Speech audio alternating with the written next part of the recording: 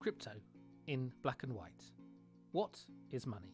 The word money has several possible origins. Some believe that it derives from the name of a Roman temple, itself named after the Roman goddess Moneta, where the mint of ancient Rome was based.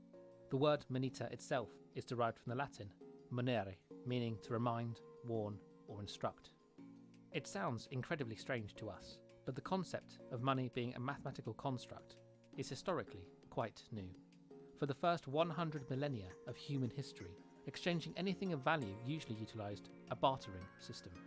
For example, let us say that a farmer keeps chickens, who lay perfect eggs. However, there are too many eggs for him to eat, so he trades some eggs for fish from the local fishermen. Trading in this way uses up eggs that would otherwise go to waste, and the farmer gets the fish that he does not have the skills or time to acquire himself. The fisherman gives up some fish that he would not use and gets to eat delicious eggs without needing to keep any chickens. This simple transaction is excellent for two people wishing to exchange simple goods, but using food as a medium of exchange breaks down very quickly. For example, let us suppose that some of the farmer's chickens die of old age, and to buy more, he needs to try and sell eggs to another chicken farm. What then? What is needed is a universal set of objects which have an agreed value that can be exchanged for almost any goods or services and are able to be verified by a third party as legitimate. In other words, money. The first documented use of objects being exclusively used to represent value appears around 3000 BC. This is what is known as commodity money. Commodity money merely means that the token itself has an externally validated value. It has a use and a purpose. For example, it is a coin of precious metal that can be gifted or used to create more value. For example, gold is an excellent conductor of electricity and has many attractive chemical properties other than purchasing power. Or a bag of rice that can be eaten. Today, there are two major types of monetary system: fiat money and commodity money. Fiat, from the Latin for let it be, simply means that money has value because a government or bank says that it does. There are 115 fiat currencies in the world today. Most of the fiat currencies that have ever existed, around 800, today have no value.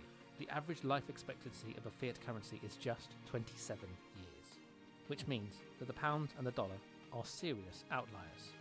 Why do fiat currencies fail so often?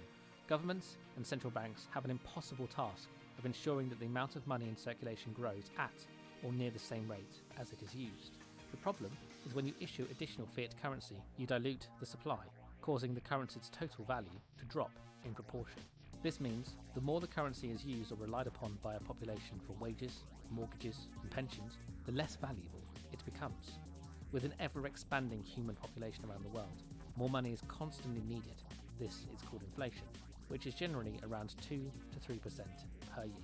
This 2 to 3% does not seem so bad over the short term, but when it is compounded, it can have devastating consequences, leading to hyperinflation. This is where the value of the currency increases so quickly that it becomes worthless, practically in days. Of the 115 fiat currencies that exist today, 22 of them currently have an inflation rate of more than 12% per annum.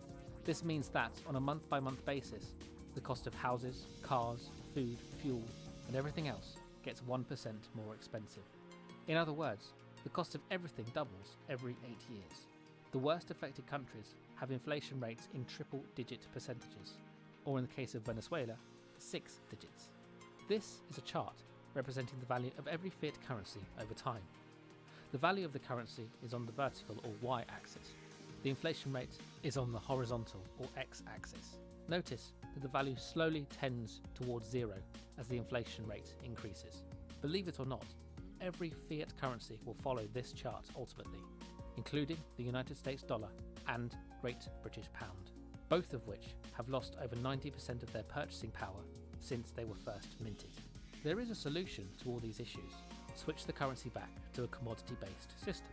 Governments attempted this during the 19th and 20th centuries with precious metals such as gold and silver. But, once again, with additional use, the value of these commodities started to rise. They were too scarce for global adoption. And besides, imagine the practicalities of paying your mortgage or rent using 2 to 3 kilograms of silver, which is the more common metal, each month. Until 2008, nothing existed that allowed people to exchange value or money digitally that could be verified as genuine, had a large enough but ultimately finite supply in order not to suffer from inflation, and could be transacted around the world as simply as sending an email. Then Bitcoin came along. Bitcoin gave birth to the idea of a digital commodity-based form of money. Bitcoin has no issues with inflation. In fact, Bitcoin is deflationary. Its value increases with more adoption. There are a maximum of 21 million coins, which were able to be subdivided into units of 100 million, meaning it's easy to use for any transaction, provided that Bitcoin itself has a high price. And no government or bank needs to manage it, allowing Bitcoin to be truly global and borderless. Bitcoin introduced the world to the idea that a cryptocurrency can be money. It does this by being a consensus-based, automatic, worldwide blockchain.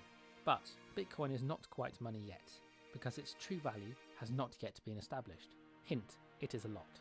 But that is a story for another crypto in black and white.